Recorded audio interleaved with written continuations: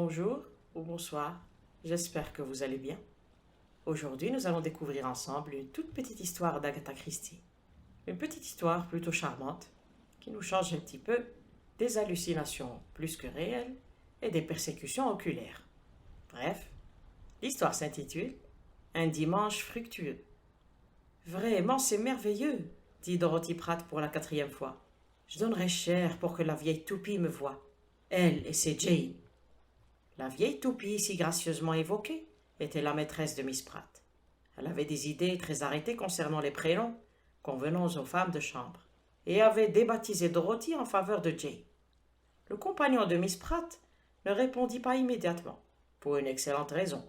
Quand on a fait l'acquisition d'un bébé Austin d'occasion, pour 20 livres, qu'on la sort pour la seconde fois seulement, on consacre évidemment toute son attention à utiliser pieds et mains au moment requis. D'accord. Edward Palgrove négociait un virage dans un terrible grincement. Tu n'es pas trop bavard, remarqua Dorothy déçue. La bordée d'injures lancées par un chauffeur d'autobus dispensa Palgrove de répondre. Quelle grossièreté, dit Miss Pratt en avançant le menton. Je voudrais le voir avec un frein comme celui-là, répondit son soupirant amer. Il ne marche pas. On peut toujours appuyer dessus, autant chanter. Oh, Ted, on ne peut pas espérer tout avoir pour 20 livres. C'est une vraie voiture, c'est dimanche et nous allons à la campagne, comme tout le monde. Une nouvelle série de grincements et de craquements. Ah, dit Ted, rouge de joie. Ça va mieux. Tu conduis merveilleusement bien, dit-elle avec un soupir d'admiration. Hardy Palgrove tenta une pointe de vitesse dans la traversée de Hammersmith Broadway et fut sévèrement rappelé à l'ordre par un agent. Ça, par exemple, dit Dorothy, alors qu'il roulait de façon plus raisonnable vers Hammersmith Bridge. La police ne s'améliore pas. Il n'aurait pas pu être plus poli, celui-là. De toute façon, je ne voulais pas passer par ici, dit Edward, morose. J'avais décidé de rejoindre Great West Road pour pouvoir appuyer sur le champignon et recevoir une contredanse. C'est ce qui est arrivé à monsieur l'autre jour, 5 livres plus les frais. Les flics ne sont pas si moches après tout, reconnut Edward généreux. Ils pincent les riches aussi. Pas de faveur. Ça me rend malade de penser à ces vernis qui peuvent acheter une paire de Rolls-Royce sans remuer un cil. Il n'y a pas de raison. J'ai autant de valeur qu'eux. Ah, et les bijoux, soupira Dorothy. Ces magasins dans Mount Street, ces diamants, ces perles, et moi avec mon collier de prise unique. Elle s'étendit avec une joie morbide sur ce sujet, et Edward put se consacrer à sa direction. Ils réussirent à traverser Richmond sans incident. Son altercation avec l'agent l'avait beaucoup abattu. Choisissant la ligne de moindre résistance, il collait aveuglément à la voiture qui le précédait, quand venait un croisement. Il se retrouva de la sorte sur une route de campagne ombragée, conçue, semblait-il, pour les automobilistes inexpérimentés. Je ne me suis pas trop mal débrouillé, n'est-ce pas constata le jeune homme sans vergogne. Oh, ça, remarquablement, dit Dorothy. Tiens, un homme qui vend des fruits. Dans un croisement sur l'accotement, une petite table surmontée d'un calicot. Manger davantage de fruits, supporter plusieurs corbeilles. Combien s'enquit Édouard avec crainte, après avoir écrasé la pédale du frein et obtenu le résultat désiré. De jolies fraises s'informa le préposé à l'étalage. Il était presque repoussant, et il avait le regard fuyant. Tout ce qu'il faut pour la jeune dame, tout frais cueilli. Des cerises aussi, des fruits du pays, un panier de cerises pour la petite dame. Elles ont l'air belles, dit Dorothy. Des beautés, dit l'homme d'une voix rauque. Ça vous portera bonheur, ma petite dame. Puis il condescendit à répondre à Édouard. 2 shillings, monsieur, et c'est donné. Vous serez de mon avis quand vous aurez vu ce qu'il y a dans le panier. Elles sont vraiment belles, répéta Dorothy. Édouard soupira et donna les 2 shillings. Des chiffres se bousculaient dans sa tête. Le thé un peu plus tard, l'essence. Cette promenade du dimanche ne lui semblait pas donnée. C'est toujours la même chose quand on sort une fille. Elle désire tout ce qu'elle voit. Merci, monsieur, dit l'homme à la mine patibulaire. Croyez-moi, vous en aurez plus que pour votre argent. Édouard enfonça l'accélérateur et la petite Austin bondit sur le marchand comme un bulldog furieux. Excusez-moi, dit Édouard, j'avais oublié qu'elle était en prise. Tu devrais faire attention, mon chéri, remarqua Dorothy. Tu aurais pu le blesser. Édouard ne répondit pas. 500 mètres plus loin, ils découvrirent un endroit idéal au bord d'une rivière. La voiture arrêtée le long du talus, les deux jeunes gens s'assirent sur l'herbe et mangèrent leurs cerises. Quelqu'un avait abandonné un journal par terre. Édouard s'allongea sur le dos et rabattit son chapeau sur ses yeux. Quelles sont les nouvelles demanda-t-il. Dorothy ramassa le journal et lut les manchettes. Épouse malheureuse, histoire extraordinaire, 20 personnes noyées la semaine dernière, la mort de l'aviateur, vol sensationnel, on a dérobé un collier de rubis d'une valeur de 50 000 livres. Oh Ted, 50 000 livres, tu te rends compte?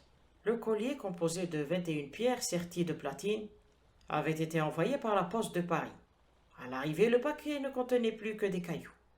Volé au départ, dit Édouard. Le service des postes me paraît bien mal en France.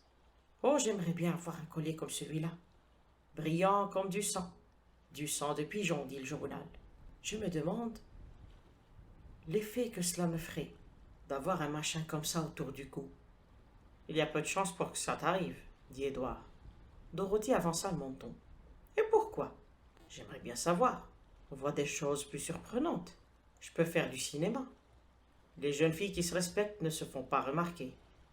Dorothy ouvrit la bouche pour répliquer, réfléchit un instant et murmura. Passe-moi les cerises. J'en ai mangé plus que toi, je vais faire 2 parts avec le reste. Oh, qu'y a-t-il dans le fond du panier? Tout en parlant, elle avait retiré une longue chaîne de pierres rouges et brillantes qu'ils regardèrent avec stupéfaction.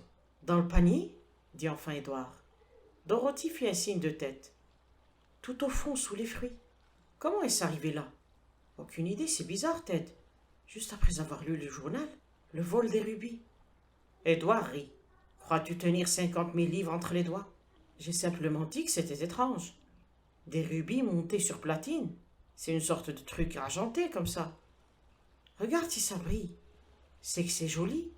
Je me demande combien il y en a. Elle les compta. Ted, il y en a 21 exactement. Non. Oui, comme dans le journal.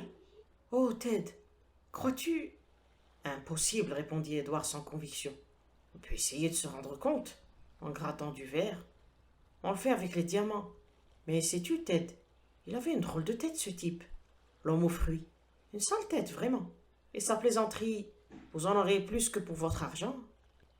Oui, mais réfléchis, Dorothy, pourquoi nous aurait-il passé 50 000 livres comme ça? Miss Pratt secoua la tête découragée. Évidemment, c'est incompréhensible, à moins qu'il ait eu la police aux trousses. La police? Édouard avait pâli. Oui, on le dit dans le journal, ils sont sur une piste. Édouard frémit. Ça ne me plaît pas, mais si l'on nous a remarqués. Dorothy le regarda, l'œil agrandi, la bouche ouverte. Mais nous n'avons rien fait. Ted, on l'a trouvé dans le panier. Tu te vois raconter ça? C'est invraisemblable.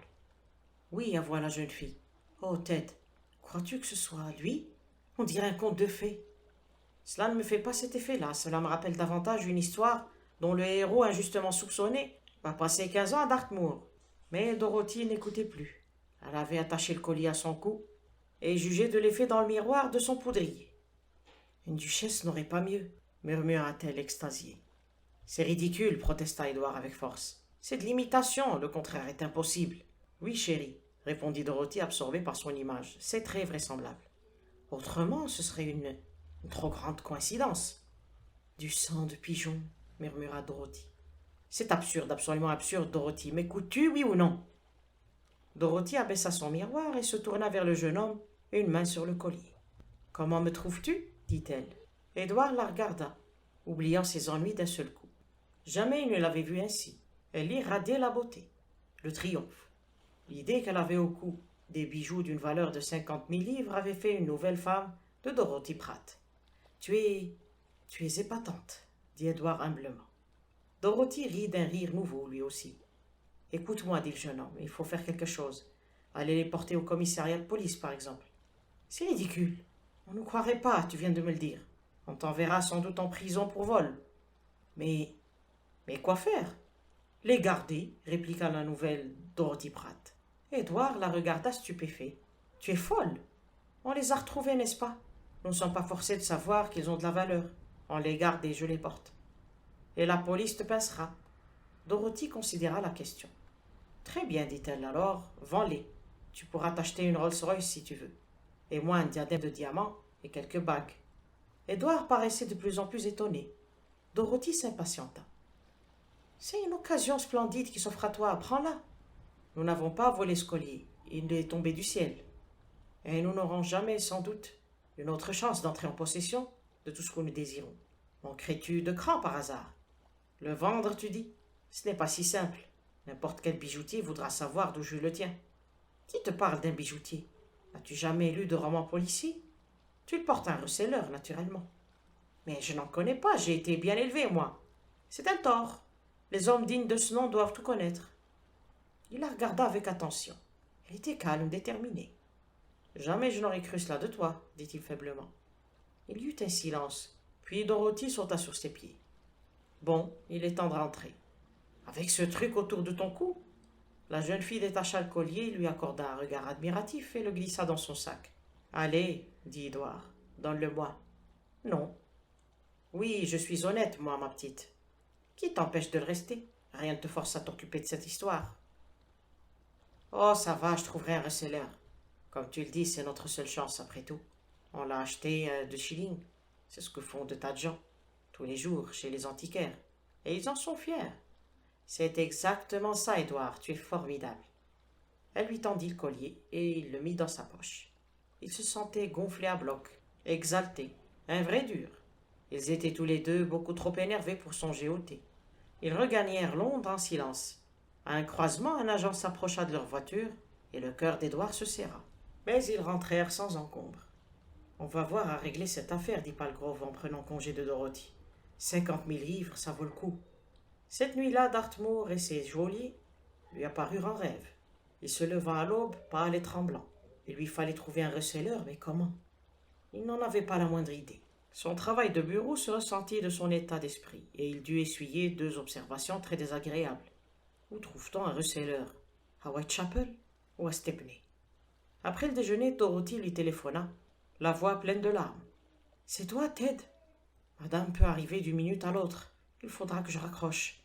Ted, tu n'as rien fait, dis. » Édouard le reconnut. « Écoute-moi, Ted, ne fais rien. Je n'ai pas fermé l'œil de la nuit, c'était affreux. Je n'ai pas sensé à ce qu'on dit dans la Bible. Tu ne voleras point.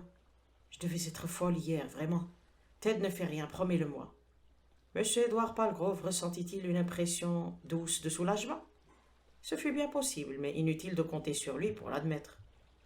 Quand j'ai dit que je ferais quelque chose, je la fais, répliqua-t-il d'une voix de surhomme. Oh, Ted, mon chéri, il ne faut pas. Oh mon Dieu, la voilà. Écoute-moi, Ted. Elle dîne en ville ce soir. Ne fais rien, avant de m'avoir vu. À 8 heures, au coin de la rue. Sa voix se mua soudain en un murmure angélique. Oui, madame, c'était une erreur. On demandait le Bloomsbury 0243. En sortant du bureau à 6 heures, Édouard remarqua une large manchette étalée sur la plupart des journaux. Du nouveau dans le vol des rubis. Il s'empressa d'acheter une feuille, et en sécurité dans l'intimité du métro, il la déplia. Un sifflement de stupeur lui échappa. Eh bien, Puis un article voisin retint son attention. Il le lut avec soin, et laissa retomber le journal. À 8 heures précises, il attendait au lieu du rendez-vous. Dorothy, pâle mais charmante, le rejoignit hors d'haleine. « Ted, tu n'as rien fait? » « Non. » Il sortit le collier de sa poche. « Tiens, tu peux le mettre. »« Mais Ted !» La police a retrouvé les rubis et le type qui les avait barbotés. Maintenant, lis ça. Il lui mit sous le nez l'article qu'il avait remarqué. Et Dorothy lut. Nouveau truc publicitaire. Les All's English 5-penny Fair, qui ont l'intention de concurrencer sérieusement les fameux Woolworth, ont adopté une forme ingénieuse et nouvelle de publicité. Hier, on a vendu des paniers de fruits, et on en vendra d'autres chaque dimanche. Un panier sur 50 contiendra un collier en pierre d'imitation, de différentes couleurs. Ces colliers ont une grande valeur marchande. Ils ont déjà provoqué beaucoup d'intérêt et de plaisir hier. Nul doute que manger davantage de fruits connaisse un grand succès dimanche prochain. Nous félicitons les 5-penny Fair pour leur idée et leur souhaitons bonne chance. Eh bien, dit Dorothy. Elle garda le silence un instant puis ajouta. Eh bien, oui, approuva Édouard. Cela m'a fait la même impression. Un passant lui glissa un papier entre les doigts. Tenez, dit-il. Une femme vertueuse vaut mieux que des rubis. Vlan, dit Édouard, ça te plaît, j'espère. Je ne sais pas, répondit Dorothy. Je n'ai pas tellement envie d'avoir l'air d'être une femme vertueuse. Tu ne l'as pas, c'est pour cela que cet homme m'a donné ce papier. Avec ces rubis à ton cou, on ne peut pas se faire d'illusions. Dorothy rit. Ted, tu es un amour. Viens, allons au cinéma. Fin. J'espère que cette petite histoire vous a plu. Rendez-vous très bientôt pour d'autres histoires. En attendant, prenez bien soin de vous. Au revoir et merci.